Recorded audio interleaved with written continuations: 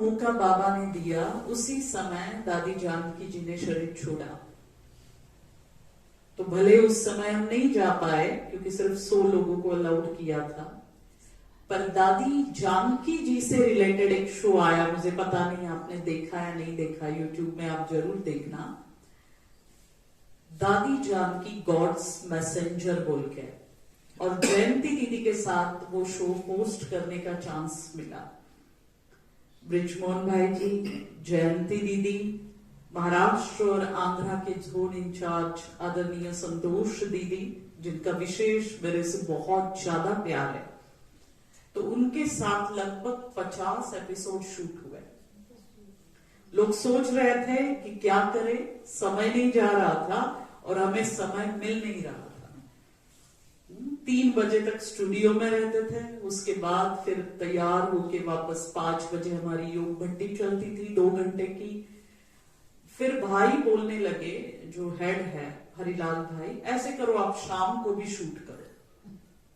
मैंने बोला शाम को शूट नहीं हो सकता क्योंकि नुमा शाम जो है वो छोड़ के हम शूट नहीं करेंगे, क्योंकि बाबा ने हमेशा पहले से, जो लौकिक में अंकल है मेरे, जो सबसे पहले ज्ञान में आए सदानंद भाई, उन्होंने पहले से सिखाया ज्ञान योग का बैलेंस रखो, नहीं तो फिर नहीं मजा आएगा ब्राह्मण जीवन का।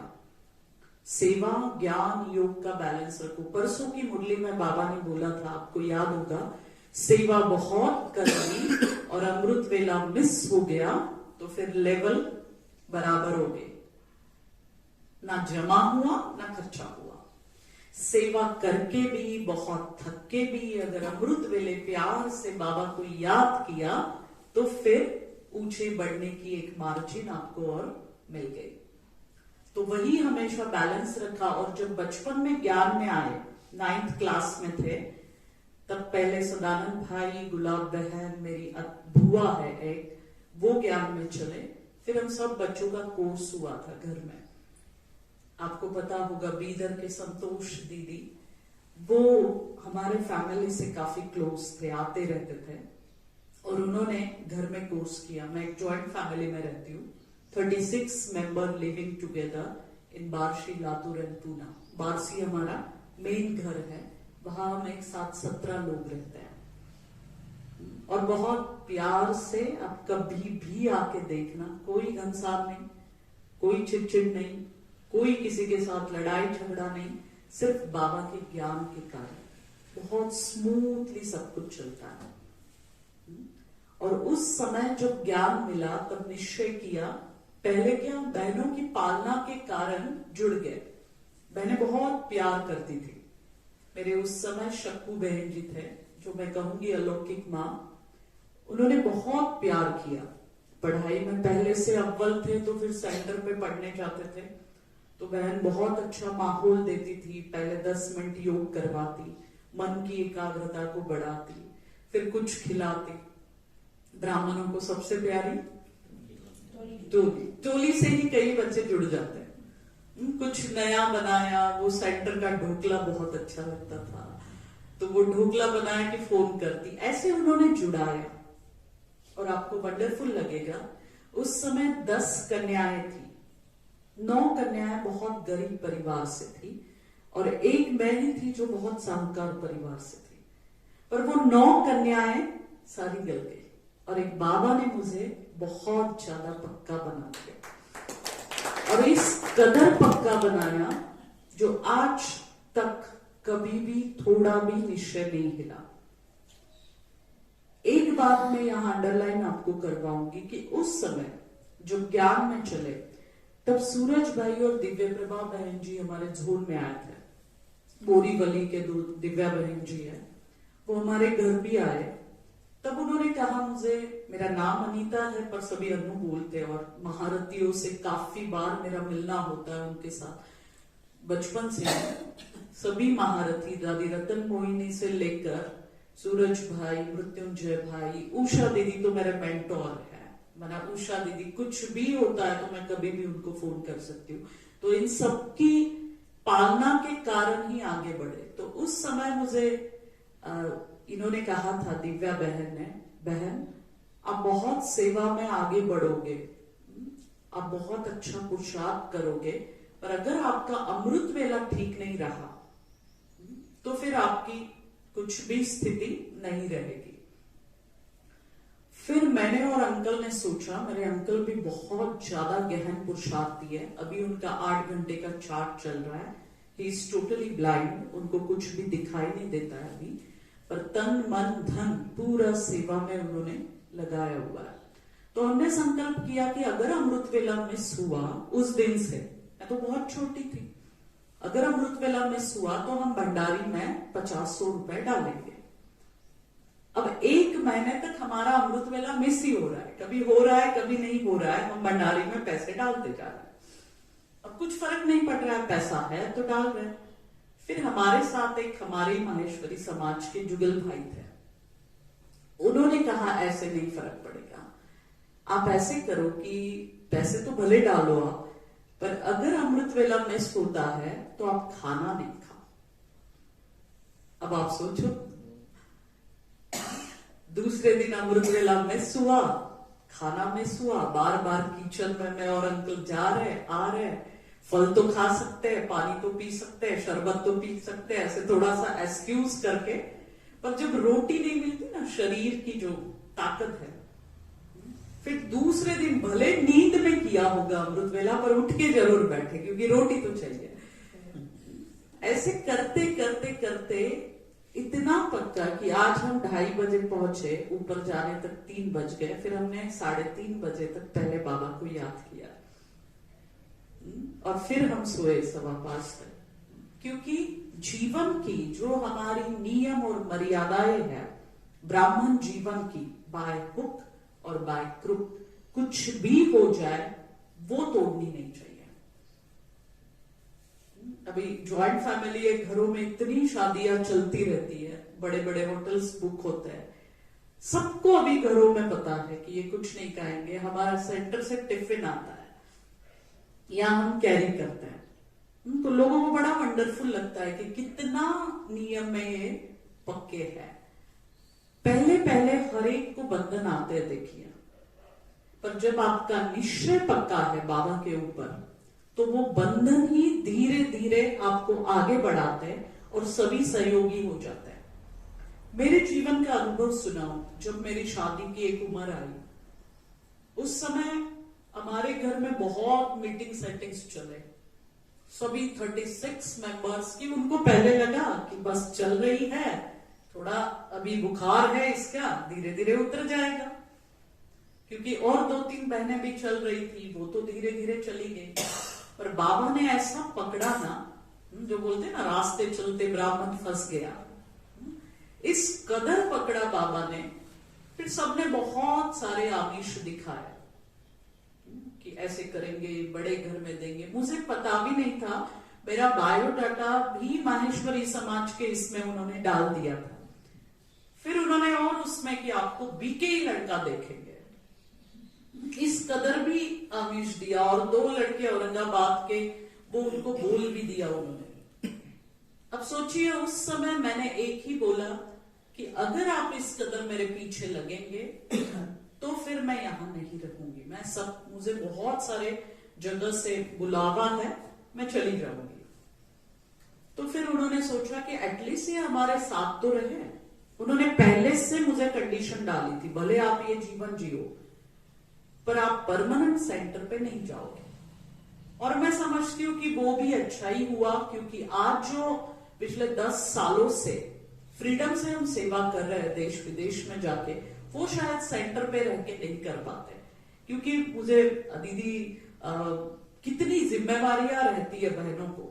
बुधवार को सफाई की, गुरुवार को भोग बनाया, अगला बुधवार आके दिखता है, तो कंटिन्यूअस, एकदम कंटिन्यूअस बहनें माना सच में हैट्स ऑफ है, कोई नहीं कर सकता उनके जैसा। मैं हमेशा कहती हूँ कि बाबा ने मुझे फ्री रखा सेवाओं के लिए।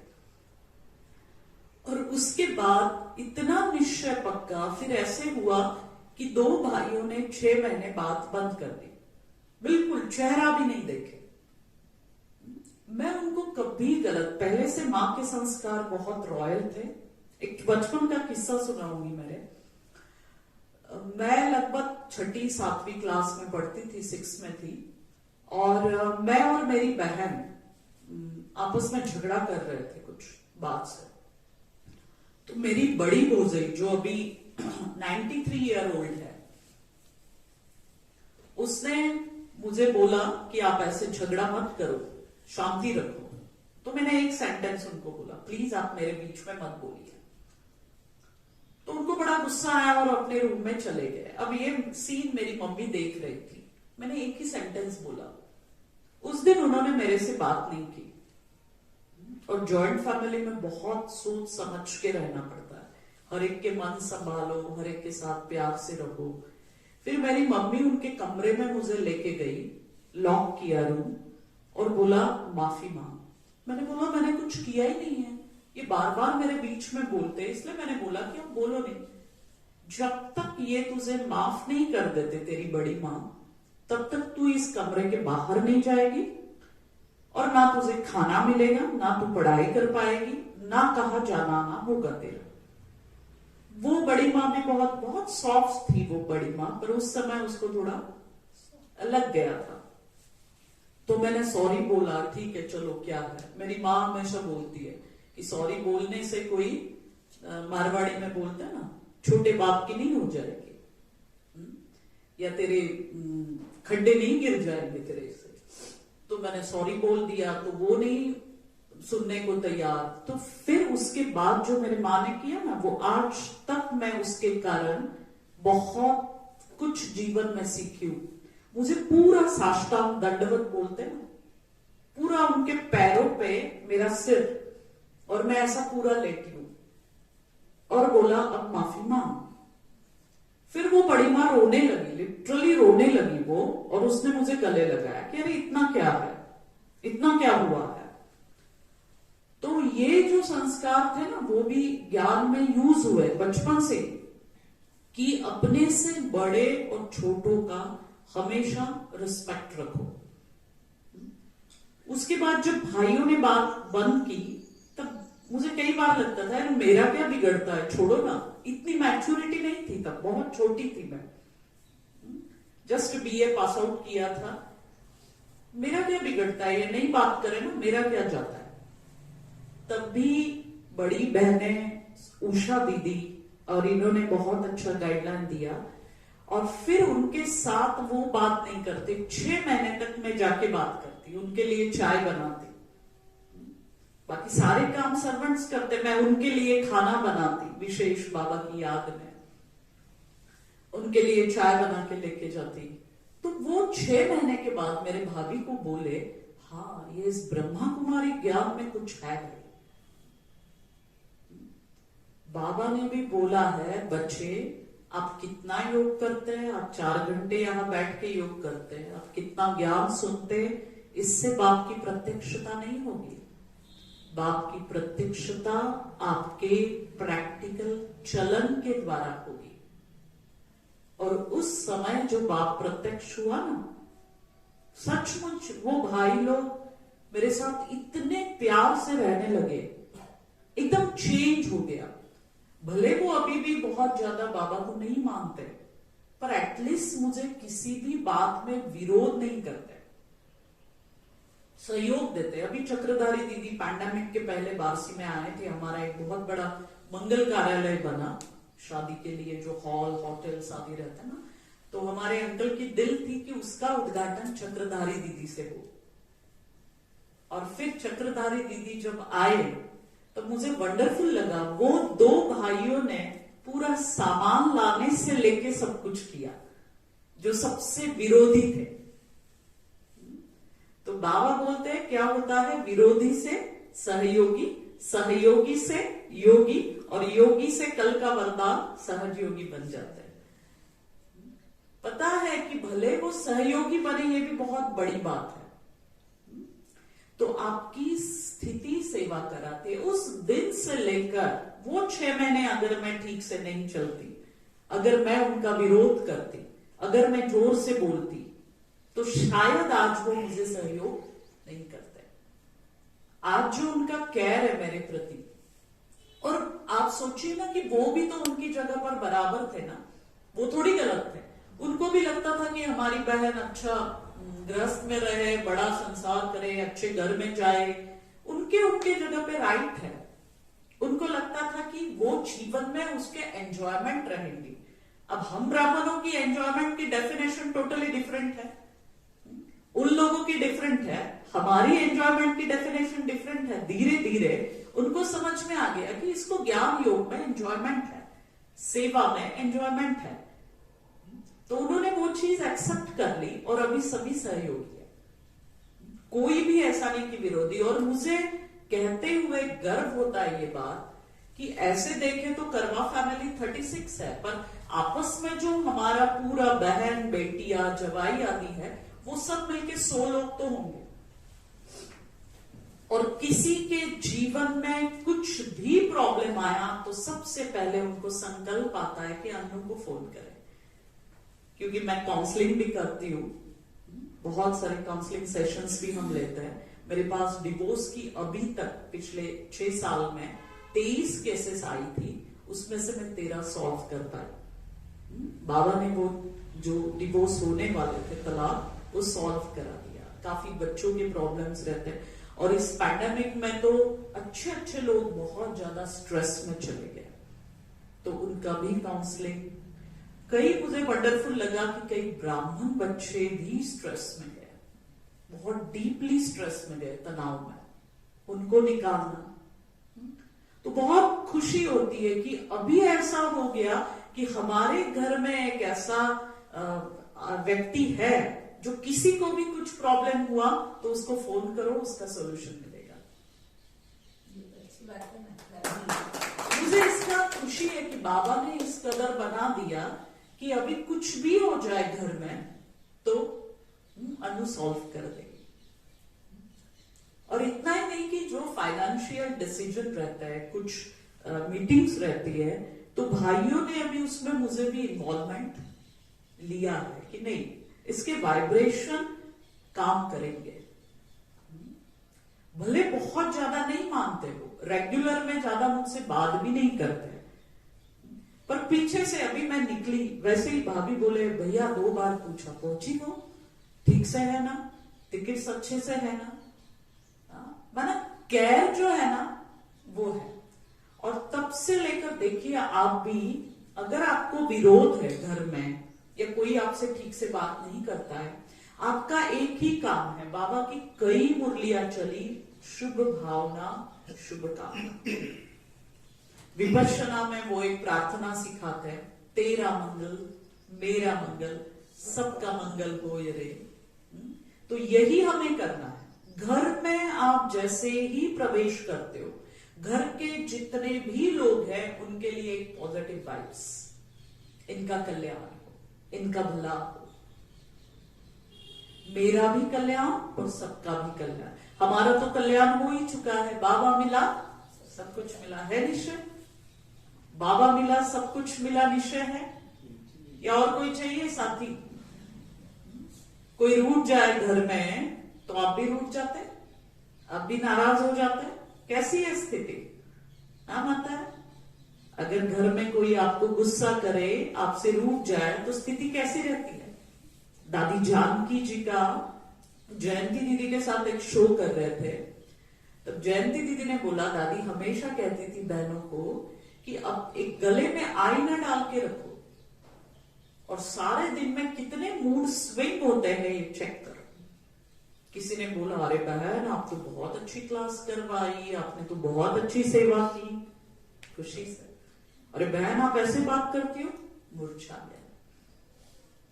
हर चीज में जो व्यक्ति संगम का हर दिन स्टेबल रहेगा, नियंत्रित रहेगा, वही अंतिम पेपर में पास हो पाएगा। दादी के महावाक्य है। दादी का एक एक सेंटेंस अगर हम जीवन में उतार लेना तो बस हमारी जीवन हो जाए।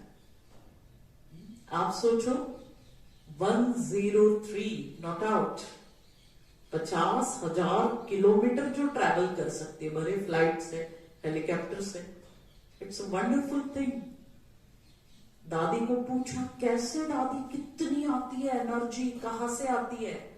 दादी ने कहा, कुछ नहीं, सच्चे दिल पर सागर रहती। दिल में एक बाप के सिवाय कुछ है ही नहीं, तो थकावट होती नहीं है। तो क्या हमारा जीवन ऐसा है या अभी भी फंसे हुए हैं? मैं नहीं बोलूंगी कि कर्तव्य को छोड़ो, मेरे ऊपर भी कुछ रिस्पॉन्सिबिलिटी है घर की, पर अगर दोनों में से एक चूज करना पड़े तो हमेशा बाबा फर्स्ट रहेगा। इस कदर अगर पुरुषार्थ होगा ना तो फिर उच्च पद है। छोड़ो उच्च पद, भविष्य का छोड़ो, कईयों को भविष्य में इंटरेस्ट नहीं रहता है, सत्युग का छोड़ो, यहां की खुशी,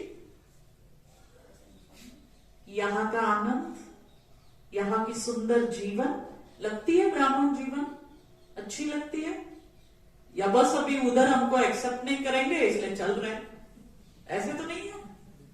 अगर ब्राह्मण जीवन पसंद है तो बाबा की हर श्रीमत को पालन करेंगे। अमृत वेले से लेकर शाम को सोने तक बाबा की जो जो श्रीमत है उसको पालन करेंगे।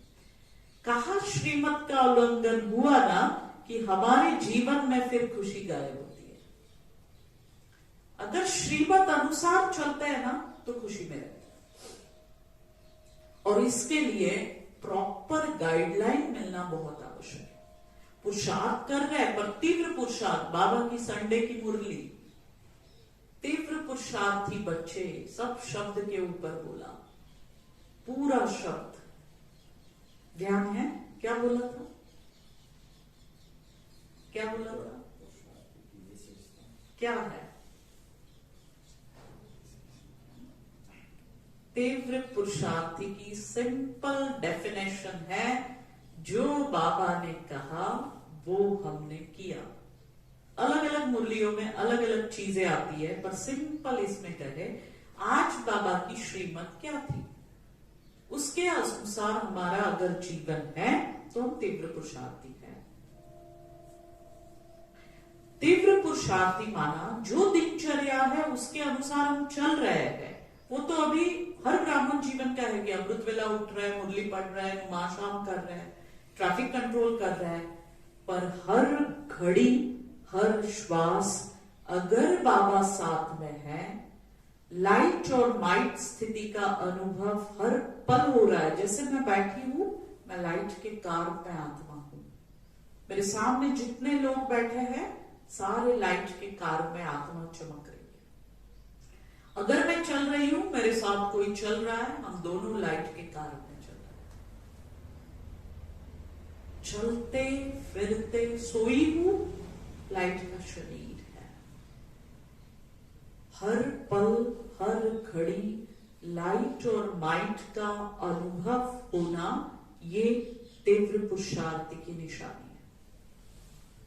हमेशा खुद को हर बोझ से हल्का महसूस करना, ये तीव्र पुरुषार्थ की निशानी होता है। ऐसे यहां सेंटर की सीढ़ियां उतरी, नीचे गए, धीरे धीरे धीरे खाना क्या बनाना, बिजनेस में आज क्या क्या करना।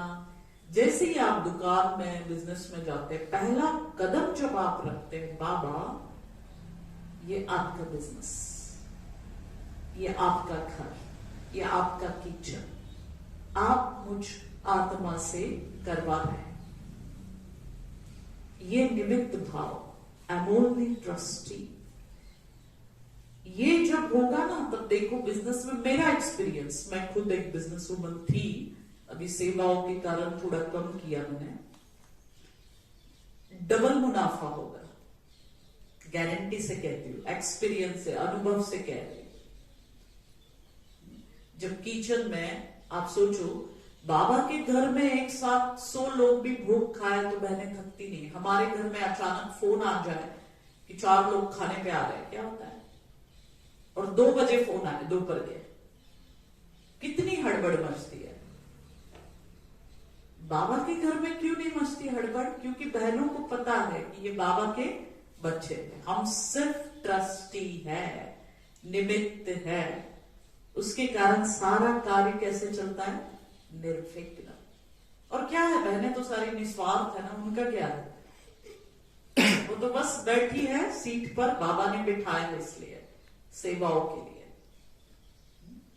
तो इस ब्राह्मण जीवन में हमेशा खुशी में रहे, मौज में रहे, हर पल को एंजॉय करे, अंतिम 1 सेकंड के पेपर के लिए तैयार रहे, अंत मति सो गति। इसलिए बाबा की बहुत सारी मुरलियां अचानक, एवर रेडी, बहुत काल का पुरुषार्थ। कई कहते हैं अभी ना 1 महीना मेरा बहुत बिजनेस फुल रहेगा, इसलिए अमृत वेला आदि सब कुछ नहीं होगा, बाद में मैं 1 महीने में कवर कर लूंगा ना। नहीं होता है भाई और बहनों, आदत लग जाती है। हम कोई बहुत पहुंचे हुए नहीं है, अभ्यास ही हमें आगे बढ़ाएगा। इसलिए रेगुलरिटी, पंक्चुअलिटी, ये सब हमारे जीवन में, ब्राह्मण जीवन में होना चाहिए, तभी हम आगे बढ़ पाएंगे।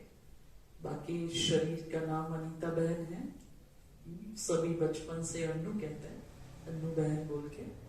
पिछले 28 साल से बाबा के बने हैं और पिछले 15 सालों से पूरे भारतवर्ष में, देश विदेशों में जहां बाबा भेजता है उस अनुसार सेवाएं चल रही है। लौकिक में घर में 8 लोग ज्ञान में चलते हैं, धीरे धीरे बढ़ते गए। बाकी सभी सहयोगी है, कोई विरोधी। कौन चलते हैं हमें? मेरे अंकल है, मेरी आंटी, मेरी माता जी, मेरी बुआ और मेरे एक जीजाजी है और एक बहन है। ऐसे लोग ज्ञान में, बाकी सभी सहयोगी है। बहुत बड़ा परिवार है और धन से छोड़ो पर संस्कार बहुत रॉयल है परिवार के, और सभी संगठन में रहते हैं। आज वार्षी में लगभग 250 माहेश्वरियों के घर है और जैनों के 500 घर है, उसमें सिर्फ एक करवा फैमिली, जॉइंट फैमिली है। ताली बजाओ। और मुझे इसका गर्व है। बचपन से सहन शक्ति, ये सब चीजें सीखी। बहुत ज्यादा कुछ प्रॉब्लम नहीं आए लाइफ में। कई लोग हमारे इंटरव्यूज होते हैं, पत्रकार परिषद आदि, जहां जहां जाते हैं, पूछते आपका तो सब अच्छा था, आप क्यों ज्ञान में चले, आपके जीवन में ऐसी कौन सी घटना हो गई जो आप ब्रह्मा कुमारियों में चलने लगे। मैंने बोला ऐसी कोई घटना नहीं हुई, बाबा ने खींचा, परमात्मा ने, वो समय आई, वो घड़ी आई, इसलिए चल पड़े। कोई लक्ष्य नहीं था। मेरी बहन बहुत अच्छी चल रही थी। एक बार हमारे यहाँ इंदौर के जो ओम प्रकाश भाई जी है, वो आए थे और उन्होंने बोला था कौन सी ऐसी कन्याएं हैं जो बाबा का बन के रहेगी, उनको मैं फूल दूंगा। मैं बहुत छोटे थे तब। तो मेरी बहन जो छोटी बहन है, 6 दिन से छोटी, तृप्ति बोल के, वो खड़ी हो गई। हम दोनों गए थे। अंकल को बड़ी खुशी हुई क्योंकि उनकी वो लड़की थी और मैं उसका ड्रेस खींच के, बैठ, ऐसा कुछ हमको करना नहीं है, ये सब टाइम पास करने के लिए आए हम, अभी थोड़ा मौज करने के लिए, नीचे बैठ तू। बोले तू चुप बैठ, मैं बनने वाली हूँ ब्रह्मा कुमारी। मैंने बोला यार ये ऐसे सफेद कपड़े पहनना, ये सब कोई मजा नहीं है इसमें, अपना मस्त एंजॉय करेंगे लाइफ को, ये मत तू सब कुछ कर। तो वो गई, मुझे छोड़ के ऐसे ढकेल के फूल लेके आई। पता नहीं था कि वो फूल मुझे मिलने वाला था। वो तो चली गई गृहस्थ में, भले वो वापस यूएस में वापस संस्था से अमेरिका में रही तो वापस वहां पे जुड़ी। अभी भी कल हड़पसर सेंटर में एक प्रोग्राम था, मैं उसके यहाँ ही रुकी थी। बहुत अच्छे फैमिली में उसको भी दिया, तो वो भी वहां सेंटर पे अपने पति के साथ आई थी। तो अच्छा है, पर वो फूल मुझे मिल गया और बाबा के इसमें चलने लगे। तो ऐसे बहुत सारी मजेदार घटनाएं हैं जीवन की, जैसे जैसे समय मिलेगा सुनाती रहूंगी। बाकी आपके परिवार से, दीदी से मधुबन में 3-4 साल पहले मिलना हुआ था और दीदी ने कहा था आपको जालोर। इसके पहले मैं राजस्थान में बूंदी और कोटा को 2-3 बार गई हूँ। वहां बूंदी कोटा में बहुत अच्छे शिविर आदि माना। सेकेंड टाइम गई थी तब तो 1500 लोगों का शिविर हुआ था उस समय। तो बहुत 7-8 साल पहले की बात है। कोटा में काफी वीआईपीज के प्रोग्राम हुए थे, तो माहेश्वरी लोग थोड़ा, राजस्थान में थोड़ा प्यार ज्यादा रहता है, माहेश्वरी लोगों में स्नेह रिस्पेक्ट बहुत देते हैं। तो ऐसा अभी यहाँ बाबा जो सेवा कराएगा निमित्त बन के पूरा 20 नाखूनों का जोर लगा के सेवाएं करने के लिए 8-10 दिन के लिए हम आपके साथ हैं। तो सभी आज से लक्ष्य ले, हम बाबा के पक्के बच्चे थे, हैं और हमेशा रहेंगे, और श्रीमत को अपने जीवन में पूरी तरह से अपनाएंगे। अच्छा,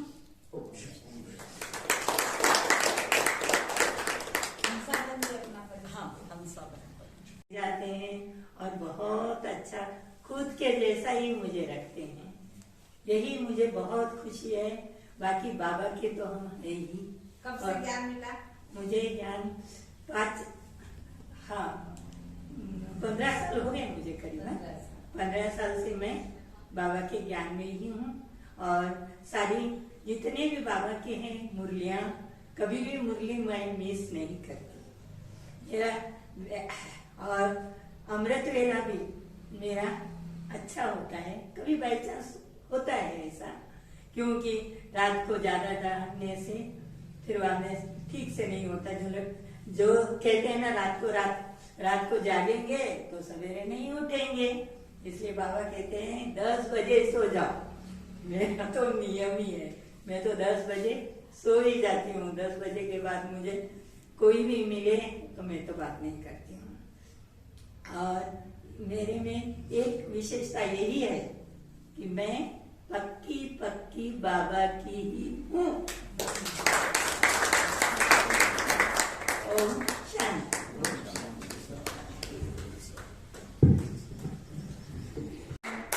हाँ, इनके भाई हैंडीकैप थे, पिताजी ने शरीर छोड़ दिया, और 2 बहनें थी, तो जिम्मेवारी के कारण इनकी शादी नहीं हो पाई।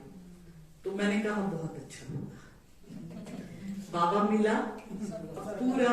और कैसे रहता है, मैंने इनको क्यों चुना, बूढ़े हैं, 72 ईयर ओल्ड है, 10 साल से साथ में है। और आपको वंडरफुल लगेगा, 10 साल में हमारा एक बार भी तू में नहीं हुआ।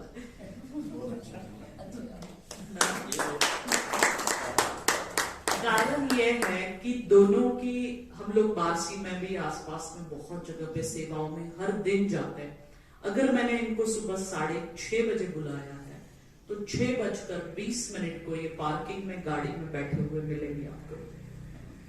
इतनी पंक्चुअलिटी, इतनी रेगुलरिटी, आज तक 10 साल में ये 1 मिनट भी लेट नहीं हुआ। आप सोचो, नॉट अ सिंगल मिनट। मैं लेट हो जाती हूँ कई बार, हाँ समय के पहले पहुंचते हैं 5-1 मिनट में, पर ये कभी नहीं। फिर ये मुझे डांट लगाते हैं, 5 मिनट लेट हो गए, 5 मिनट, फिर उस पर ऊपर आधा घंटा सुधारेंगे मुझे। तो बहुत रेगुलर पंक्चुअल है। हम लोग मधुबन में भी 50 दिन रहे ना, इतना मजा आया, इतना मजा आया, इतना अच्छा पुरुषार्थ किया। और क्या है, कुमारी होने के कारण गृहस्थियों की बातें नहीं है ना, इसलिए स्पेशली मैंने इनको चुना। नहीं तो गृहस्थी माता बहनें रहती है ना, तो फिर गृहस्थी की बातें, मेरा बेटा ऐसा है, मेरा ये ऐसा, अरे वो तो हम हर दिन घर में भी देखते ही है ना। तो हम साथ में रहते हैं तो ज्ञान की बातें, सेवा की बातें 95% तो वही होती, कभी कभी 5% इधर उधर की बातें हो जाती है, पर 95% तो वही बातें होती है। और बहुत अच्छे पुरुषार्थी। मैं आपको एक अनुभव सुनाऊं। मधुबन में जब 50 दिन हम रहे, आप सोचिए, जयंती दीदी के साथ शो करना है, ब्रिजमोहन भाई के साथ करना है, उनकी ज्ञान की डेप्थ और मेरे प्रश्न वैसे आने चाहिए, तो सब कुछ बाबा पर छोड़ा था। संतोष दीदी के साथ बहुत हिट हुए वो एपिसोड, ज्ञानोदय संतोष दीदी के साथ। आप देखना YouTube में, एक एपिसोड के लाख व्यूअर्स है उसके। तो उस समय क्या होता था कि ये मेरे साथ रहते थे, एक सेफ्टी भी रहती है। देखो, घर वाले चाहते हैं कि कोई एक साथ रहे, कहा भी जाए तो एक सेफ्टी रहती है, और साथ में रहे तो थोड़ा तो बातचीत भी होती है ना, इसलिए ये साथ में रहता है। तो वहां स्टूडियो में भी मैंने परमिशन निकाल के ली है, मैं अकेली नहीं आऊंगी, मेरे साथ ये बहन रहेगी, हर सेकंड रहेगी। तो उन्होंने दी है परमिशन मुझे। तो जब हम लोग आते थे, हमको ये तो 10 माना बस है, इन्होंने बोला सो जाते हैं। अब मुझे तो थोड़ा पढ़ना पड़ता था, तो फिर इनका अमृत वेला 3 बजे से शुरू होता है। अब मैं अगर 12 बजे सोऊं तो 3 बजे कैसे उठूंगी? तो इनका आवाज 3 बजे से खाड़ खाड़ खाड़ शुरू हो जाता था।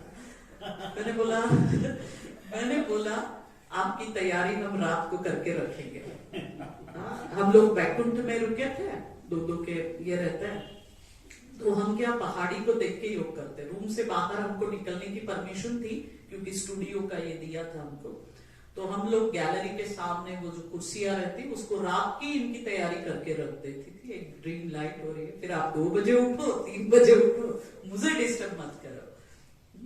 तो ऐसे बहुत पंक्चुअल, मैं अमृत वेले में, मुरली में, इतने बीमार थे आने से पहले, पर एक दिन भी उन्होंने मुरली नहीं मिस की। क्लास में जाके मुरली मैं बोलती थी, मैंने उनको लास्ट में धमकाया लिटरली कि अगर आप मुरली में 5 दिन, आप सोचो कोविड का समय चल रहा है, बुखार चल रहा है, और आप मुरली में आएंगे तो दूसरे को भी इन्फेक्शन होगा ना। तो मैंने उनको धमकाया कि अगर आप मुरली को आएंगे तो मैं खाना नहीं खाऊंगी। फिर 5 दिन चुपचाप बैठे। तो बहुत अच्छी वेवलेंथ है, ऐसे ही रहे, ऑप्शन थे।